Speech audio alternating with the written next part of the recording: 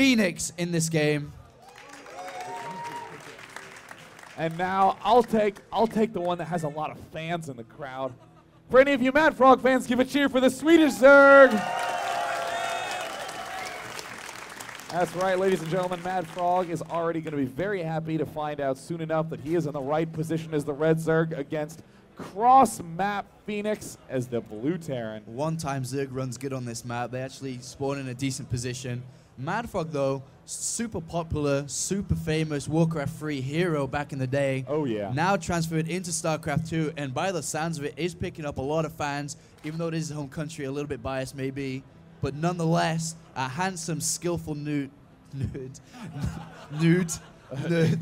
He is a handsome newt. I will definitely agree that that is his new title. He's the handsomest newt in all of esports. But really, tell us, Apollo, why is it that cross-map positions are so desirable as a Zerg player? Well, compared to if you were spawning directly next to a Terran player, you have the free reign. If we were talking about how Shakira's Plateau is really nice for Zerg players because they can freely expand around and not have to deal with the like, oh my god, you're going to try and harass me here. You can actually move around the map kind of freely and get expansions when and willing, and it's really nice. But for Fenix in this position, he also has the same luxury, but it's not. Terran and Protoss don't need that luxury to have bases all over. That's what Zerg needs to compete with top Terran and Zerg Protoss players. And wow, wildly different builds coming out of Fenix every single game. And first ever, we're going to see a 2 barracks play. It's going to be getting a lot of Marines and trying to put pressure on early and in cross-map positions. You have so much time to prepare for these sorts of things as Zerg. But look at this, MaDFroG is at 16 food. We'll be throwing down an extremely late spawning pool. I kind of feel sorry for Fenix in this build because I know what he's trying to do. He knows that MaDFroG likes to fast expand, and he's like, all right, well, I'm just going to use the 2 racks build and take it out. But because you're so far away in cross positions, it's going to be extremely hard. It's going to take him a long time to get over there. MaDFroG even sees it and should adjust accordingly to this. And it looks like 2 SCVs are en route for Fenix as well. That one drone is taken out. So that is going to be a little bit of a benefit for Fenix. But MaDFroG is at about a little over 50% on the hatch, is at a little under 50% there in the main with the pool. And Fenix is going to be able to check up and notice that this is very, very late from finishing. Could even do a wall in at the front. Yeah, it looks like he might be doing it. He has 2 SCVs on the map, which are outside his base. One is going back, though, and 2 Marines are moving out. One more Marine is in production. 2 gas have been added, though, in Fenix's base. So it looks like he's just going to give up on that because of the spawning distances so far away from each other. It was just not going to work. Wow, and honestly, MaDFroG might overreact to this. Yeah, MaDFroG getting 8 full Zerglings, not devoting any of that larva to some sort of dronage. That is a very nice little manipulation there by Fenix. This Overlord's going to die in the middle. Oh, no. Oh, he ends up forcing it out with those early Marines, and this is, again, a very, very rough spot to be in. That's actually kind of... A lot of Terran players don't really do that, is Overlord hunt early in the game. Unlike Brood War, Lings without speed just aren't that good. In Brood War, you're always scared about them. But in this map, you can actually do a lot of damage with these. Yeah, and I mean, MaDFroG is really feeling the fear. I mean, he's getting Zergling speed, a lot of Zerglings. He's getting an extra spine crawler. In the unit counting station, we see that there are 10 Lings out and another 8 to go. Look at that, just continuing to skyrocket. And I mean, really, Fenix is just feeling absolutely comfortable. Yeah, he definitely understands how strong this 2 racks play is. And Fenix, smartly done, just changes his build because MaDFroG did scout it early. He realized that MaDFroG would prepare for it. He knew it wouldn't work, and he does change it around. And are we going to see another 2 Starbot build, though? It's kind of interesting. He does have the double refinery.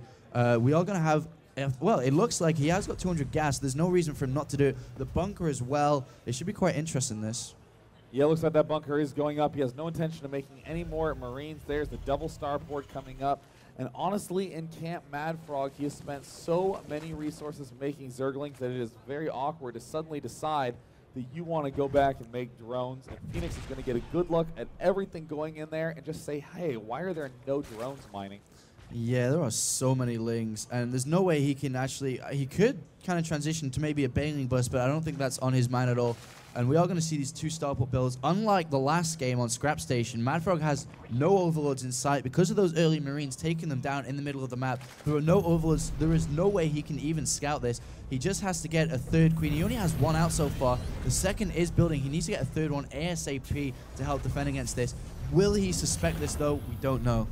There's the Banshee coming out right now. Could be saving up for Cloak. Definitely has enough money for a command center, so there it does end up going down. Fenix is going to be able to do a lot of pressure with the air, because in this circumstance, MaDFroG has only just now begun a layer and only has 2 queens out. Is that right, or is it even one? Just one. One queen. Wow. Yeah, the second queen has just now finished. Will he be getting a third one, though? It's a thing that we saw Dark Force do extremely well, is that he always got a third queen just for a safe precaution, and then if not needed, just use it for creep spread. And MaDFroG must be wondering, what are you doing? Because he really doesn't know what's going on. Yeah, MaDFroG is feeling a lot of discomfort. I mean, ordinarily, you know, if you poke at a Zerg and you don't see him doing anything, he's almost certainly teching up to something like Mutalisks, generally not massing up on a lot of low-tech units. But really, if you see 2 racks and Terran just chilling, you start to feel real uncomfortable. And he does show the Banshee, but he doesn't show how many Banshees he has. The Spire is put down immediately, but I don't know if he can do this. 3, or is it, how many Banshees does he have now? He has 2 out, sorry. Third and fourth are being made. They are being waypointed towards the base also. In the production tab, we don't have a third queen being made. This could be quite bad for MaDFroG. Uh-oh, 2 Banshees darting in there. Does he have enough energy for any sort of transfuse? No, he's actually wandering off the creep. He's trying to join those 2 queens together, so that way he can do as much micro control as possible. There are the 2 queens. Uh-oh, Fenix is going to back off. He knows that that is a losing battle. There's the expansion command center coming up. Fenix continuing to make Marines. There's the stem. Once he gets that third and fourth Banshee, it's going to be quite difficult for Zerg. He is saving up for transfusion with his energy, but the thing is, when there are 4 Banshees altogether, he only has these 2 queens. He might be able to hit with 4 Banshees and do a lot of damage before the Spire completes. Well, not before the Spire completes, but before the Mutalisks come out. And he will see that and will have enough time to react accordingly, get an engineering bay up, get some turrets up. And he might actually be pushing with Marines as well. He's got a ton of Marines coming down. 4 Banshees in total and a MaDFroG. Very smart play here by Fenix. Zerg is so concerned about staying alive against Banshees that he's focusing all his attempts on anti-air, but Fenix not forgetting just the power of the Banshee, how much damage it can do. There's a few shots going down that does manage to take out one of those Banshees, but here comes Fenix. His stim is so close to being done. So close to being done. He's waiting for it. The thing is, though, the Mutalisks 6 are about to pop.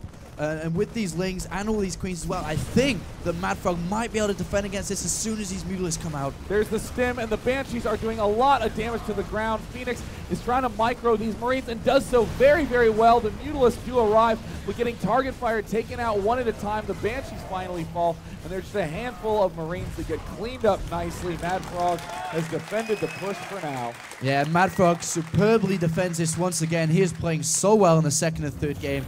Pressure not affecting him at all. Losing the first game on Shakira's Plateau and then taking the second and third game, looking pretty good. But on the other hand, even though that was a very aggressive push from him, from Fenix that is, he still has the second command center up. He's got a lot of SCVs in production and is getting ready to do some kind of infantry factory play. Yeah, it looks like a lot of Marines getting massed up there, reactors going down, but the big thing he has to worry about is whether the Mutalisk harass will be able to do enough damage or not. And MaDFroG feeling really confident, taking a 4th base already. Wow, that is a lot of confidence. That's really, really a lot. I mean, usually players are like, especially when players have Banshees out, Banshees are actually meant to give you map control that this doesn't happen. And MaDFroG really doesn't care. He just does it anyway.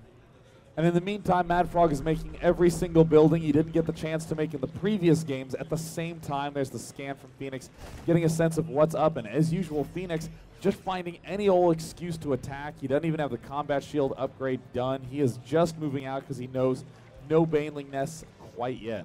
I know, it's kind of, he is attacking in the blind, as you say, and he is going to find this 4th base. And unfortunately for MaDFroG, it's going to go down. And he is attacking in the blind. He doesn't know that MaDFroG has 0 units, and MaDFroG actually doesn't have any units out. And so this could actually lose his third as well. MaDFroG didn't even cancel, he just let it die, and there's a whole bunch of units trying to recoup. They're trying to swing around to the backside and picking off all of these drones. And here come the Banelings rolling into the right side, do a good amount of damage, but there are still decent numbers of Marines left over, and there's the siege mode. Will he be able to get that Queen? Wow, man, just to snipe the Queen on the escape. Fenix turning the tables on a dime. MaDFroG on the verge of losing. Oh, MaDFroG, I think what he was thinking is that that push from Fenix failed, and then he expected Fenix to sit back and expand and try to build an economy up. And then MaDFroG was like, well, I'm going to take a fourth and just mass drones. But unfortunately for him, that is not how it works out. And Fenix made a very nice push. Though it was in the black, there was no scans. He didn't know what he had. And fortunately for Fenix, that worked out extremely well. And it looks like Fenix is just retreating and rejoining his army together. Nothing but roaches being made right now for MaDFroG. Another hatch going down as well. Going to try to macro just off his 2 bases to combat a next push that will inevitably come, because that is Fenix's style. And wow, Fenix now sending everything back to rejoin for a potentially large final push. Yeah, he is moving across. MaDFroG does have control of the Xel'Naga Tower and sees the army composition. He's getting a lot of roaches. He is moving roaches up out the way. Does he see it with the Marine though? Oh, he sees 2. I don't think he should move. Oh, wow, these roaches are going to move in. But he has to be so careful. Looks like that is how he's going to scout that the attack is coming, by wandering up onto the high ground. There's a drop coming up by Fenix. It looks like he is stimming and sending Marines down to the low ground. Wants to try to draw units into the fray, picking off all of those creep tumors, darting up, picking off this Overlord, while again at the same time, big drop in the main. Yeah, big drop coming around the main. A ton of Banelings being made and morphed, ready to take down these Marines. And as soon as this drop comes in, MaDFroG is going to have to move units to the back of his base to defend this. And then I think Fenix is just going to walk down onto his natural. And Fenix is looking very good right now. Oh, really putting MaDFroG to a tough decision. Does he retreat with all these units? He needs to worry about the push coming at the front. And there's the scan and stim. And meanwhile, in the main, picking off so many units. Here come the Baneling. Can he focus and micro in time? Wow, getting a lot of damage, but pulling him up at the last second. And still MaDFroG, even though he's up against the wall, is not giving up yet. MaDFroG is, actually this is working out really good for MaDFroG, because Fenix is deciding to kind of camp, not go in. And now the Baneling speed has been completed, so that's going to help out a lot. But another drop, the same drop is at the back of the base, going to do more damage. There are no defensive units there, and this could be the killing blow from Fenix. 146 food to only 101 from MaDFroG. And it looks like MaDFroG is going to try to break the front, sending in all these units. Oh, huge tank shot on the Banelings. And wow, Fenix has so many tanks left over, and the drop in the main is killing off all the Queens. There are almost no units left remaining for MaDFroG, and there's the good game. Fenix eliminates the Swedish superhero MaDFroG, and there are almost no Zergs left in this tournament. Morrow is the last remaining Zerg in this tournament now, and oh my god, that was a critical mistake by MaDFroG in that game. He just didn't anticipate any form of aggression at that timing from Fenix, and then all of a sudden he goes for a third or fourth. He has no units. There was actually no units, only drones. And then lost the fourth, didn't cancel it. Then he went in and lost a third as well. Not good for MaDFroG, and he must be quite annoyed with that loss, as he was in a very comfortable position after that push failed. Yeah, definitely. But Fenix really demonstrating time and again the power of aggression, of getting in good positions and exploiting your opponent's mistakes. So without any further ado, we are going to start setting up the final best of 3 for the evening. It will be Mana against Morrow.